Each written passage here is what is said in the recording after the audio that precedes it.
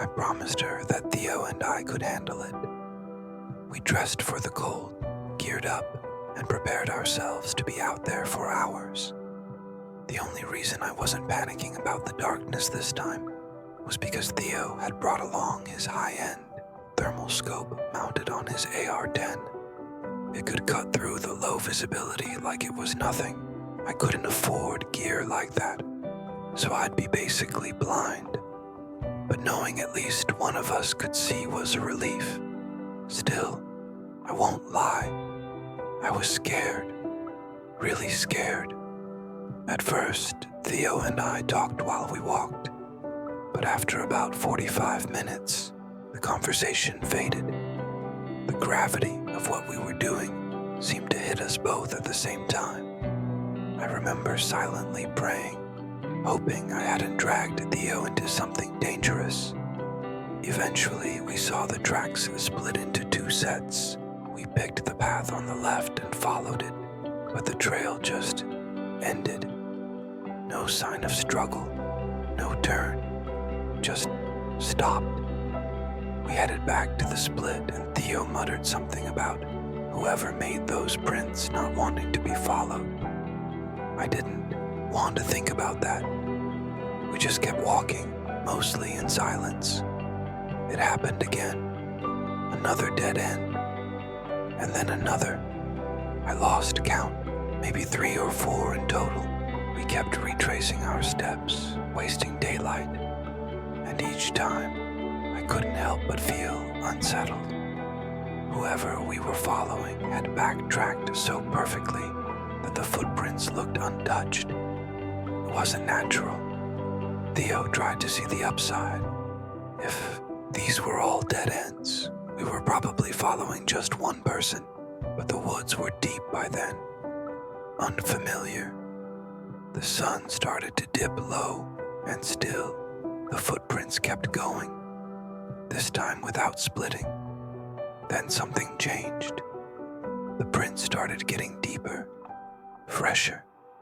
We were close. That's when a second set of prints appeared right beside the original ones. Theo froze and whispered that he'd been wrong. There were 2 people now. The light was fading fast. Theo was constantly checking through his thermal scope.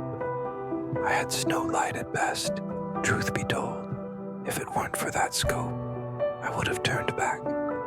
We kept walking, totally silent. Then, out of nowhere, Theo threw his arm across my chest, stopping me. He was frozen, staring through the scope, completely still. I watched him. He wasn't even breathing.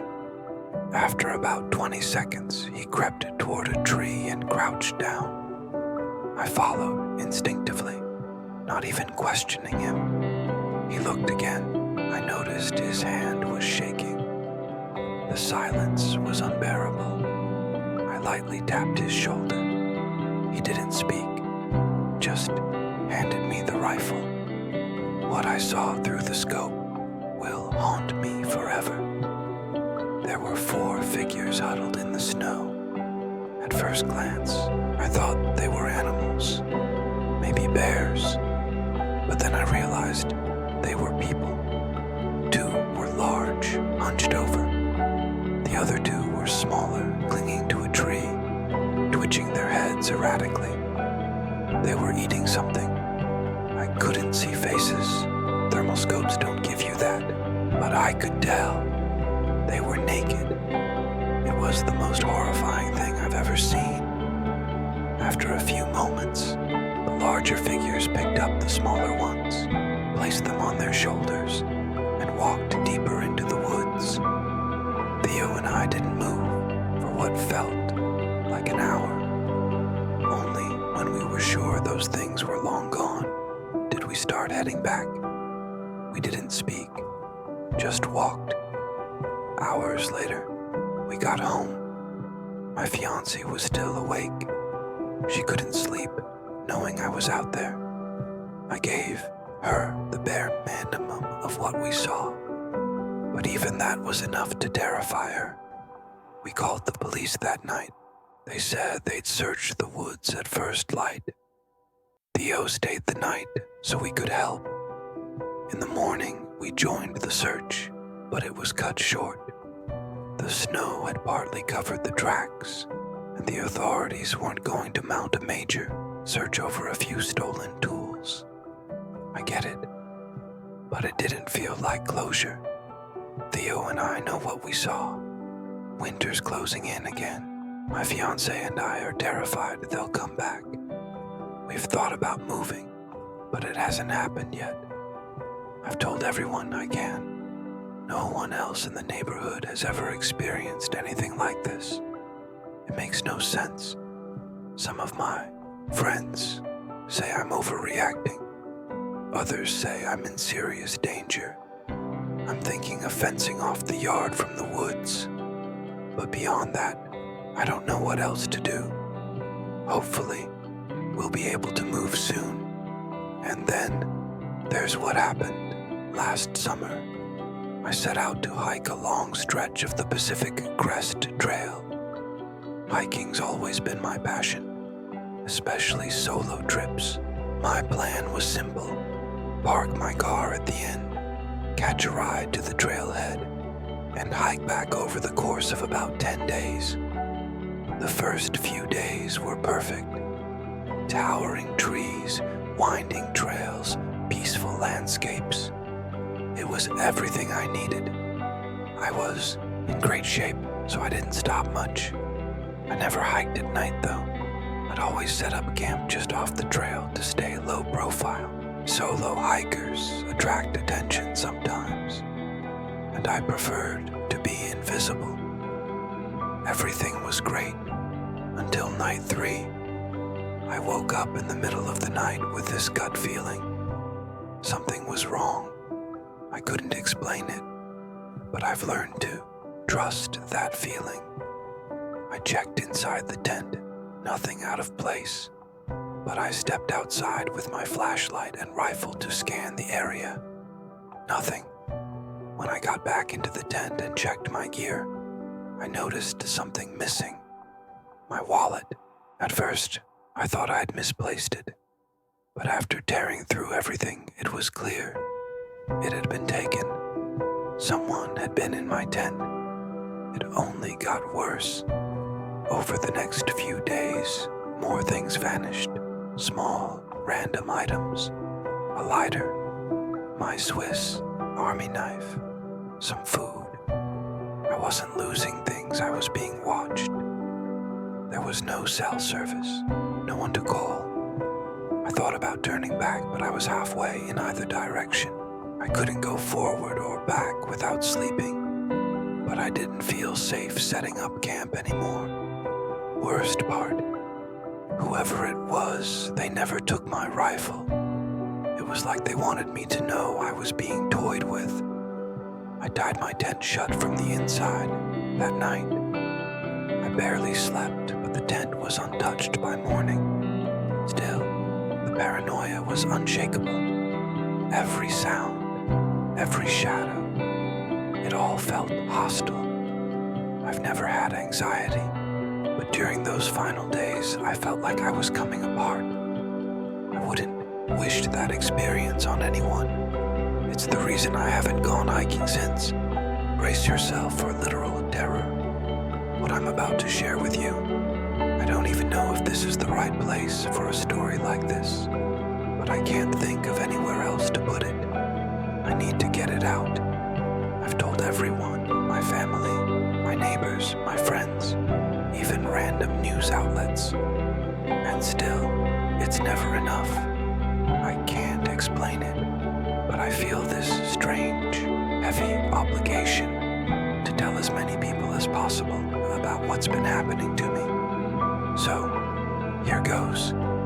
It's November 2019 as I write this, but the story goes way back, at least 7 years. I can't say exactly what year it started, but let's call it 2012. Might have been 2013, but 2012 is my best guess. I was in my mid-20s back then. I had a stable job and a girlfriend, now my fiancé. I never went to college, so I'd been in the workforce for a while, and my life wasn't likely to change drastically. Because of that, I had no reason to move far from home. So I didn't. My girlfriend and I had just moved into my childhood home, a house my parents graciously passed on to me. It's an old brick house that my dad inherited from his parents when he was about 40. We were keeping it in the family. The place had seen a few renovations, but it was clearly old. The brick gave it away. Not many brick houses in our area. It stood out like a sore thumb. I liked that though. Made it feel special. Our neighborhood is tucked into the woods, so houses are spaced far apart. Ours is the last lot on the street, so instead of bordering the forest on one side, we border it on two. The woods behind our house are massive. I mean, massive. As a kid, my brothers and I would explore back there for hours, but we never came close to mapping it all. I know some people would find that intimidating, but I've always liked the wilderness. Always liked being alone too. So, the isolation was a plus. Anyway, we'd been living in the house for a few months when it started. It was sometime in the winter. I don't remember which month. Just that there was snow on the ground. It was a Sunday morning, just past 8 a.m. The one day I get to sleep in. I was getting into my pickup to go treat myself to coffee like I always do. On Sundays when I noticed something strange in the driveway. Right next to my truck, there was a trail of footprints in the snow. At first, I thought my girlfriend had gotten up early and come outside without me hearing her. But as I looked around, I realized that was impossible. The trail led across the front yard and through a hole in the side fence, meaning the footprints came from the woods. Even weirder, they didn't go to the house, just to the driver's side door of my truck, and then straight back into the woods. Someone had walked directly from the forest to my truck, stopped, then turned around and left. It was bizarre. I asked my girlfriend about it later, but she obviously had nothing to do with it. That's all I really remember about that first time. It was years ago, and the details are hazy. But at least 2 winters later, something else happened.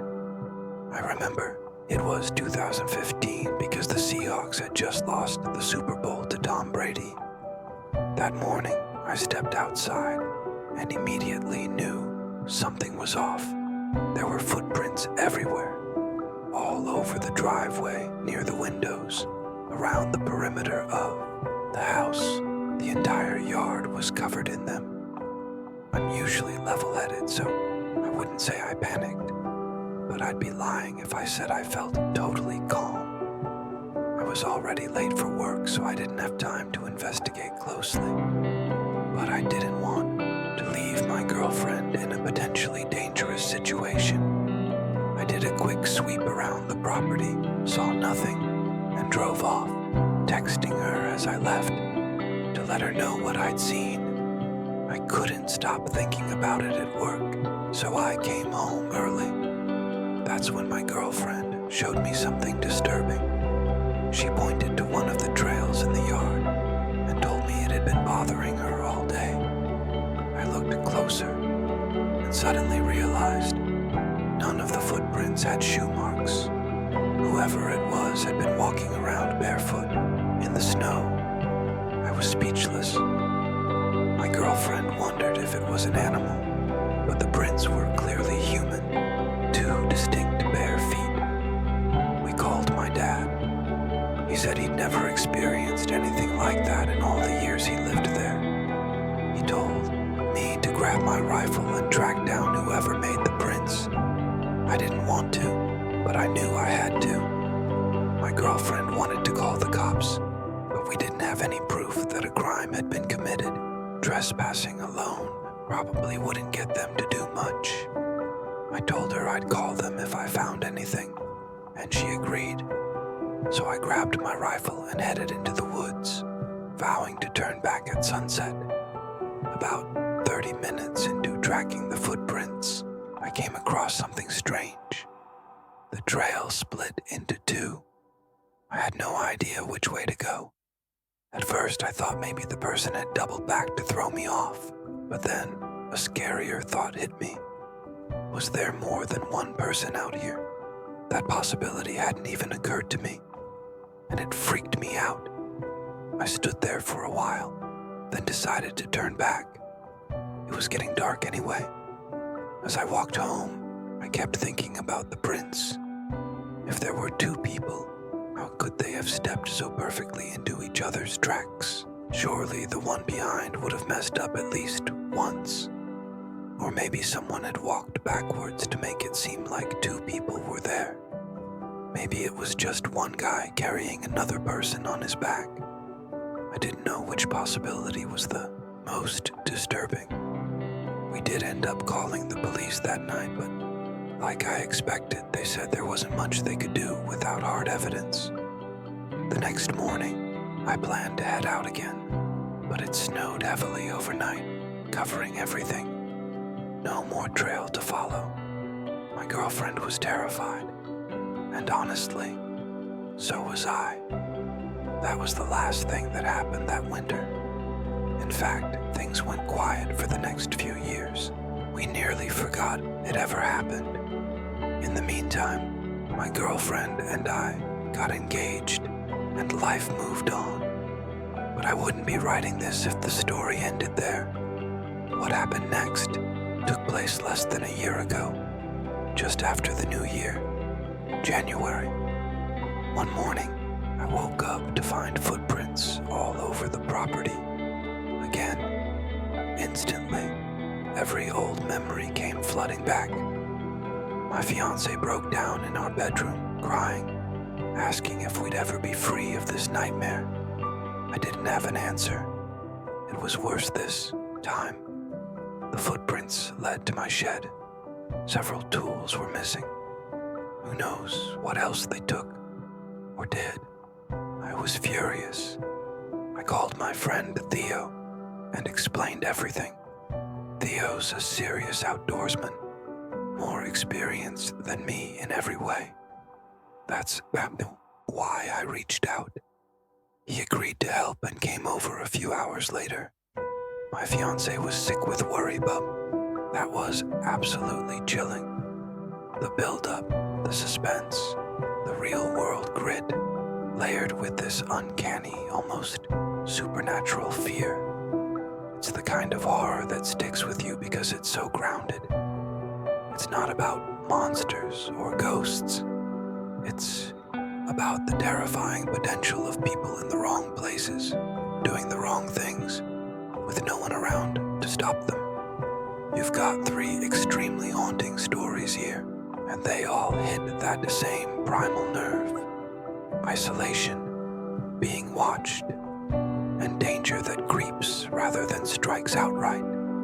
Each one escalates slowly but intensely, and what makes them so effective is how believable they are. They all leave you with this lingering unease, like something's still out there. A few thoughts. The thermal scope story is terrifying in that this isn't supposed to exist kind of way. The image of naked, hunched figures eating something in the snow. That's straight up nightmare fuel. The dead ends in the snow, like someone was trying to trap or confuse you. That's brilliant and deeply unsettling. The Pacific Crest Trail experience captures the kind of paranoia that only total isolation can bring. The hallucinations make the reader question what's real alongside the narrator, and the final moment, seeing someone wearing his own missing shorts. That is pure psychological horror gold. The Locker story might be the most disturbing of the horror 3. It's real evil, not just eerie, like something from a true crime documentary. The fact that they found that tent with those items, heard those voices, and then were actually attacked. That's horrifying. And then the murdered co-worker. It leaves a gut punch at the end.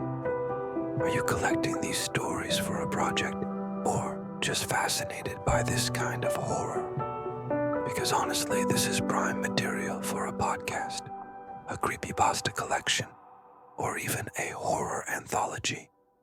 If you want help formatting these or turning them into something publishable, like tightening the prose, structuring them for dramatic effect, or even adding connecting elements, I'd be so down to help.